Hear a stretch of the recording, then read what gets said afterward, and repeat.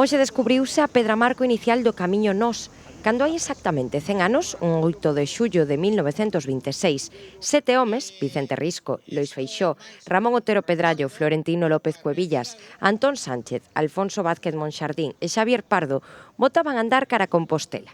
A idea dos homes da xeración Nós era facer desde Ourense, saindo desde Ourense, varias viaxes destas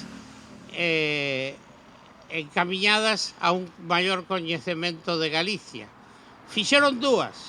Esta, do ano 26 a Santiago de Compostela, e despois, en 1928, fixeron outra desde Ourense a San Andrés de Teixido.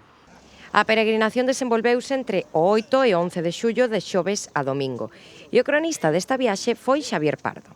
As crónicas foron publicadas no xornal galeguista A Nosa Terra. Seguiron o chamado Camiño dos Arrieiros, documentado dende o medievo e vixente ata a segunda metade do século XX, valéndose da Carta Xeométrica de Galicia de Domingo Fontán de 1834. Recordar é volver a vivir. E hoxe vivimos o que hai 100 anos esas autoridades que aquí nomeou Luís, pois fixeron posible salir daqui e facer esta ruta de Nós, que independentemente que se declare ou non, xa é de por sí, por méritos propios, unha ruta cultural. Manuel Pardo salientou que aquel camiño converteuse nunha metáfora do que representou a xeración Nós, unha Galicia que quería dialogar co mundo sen deixar de ser ela mesma.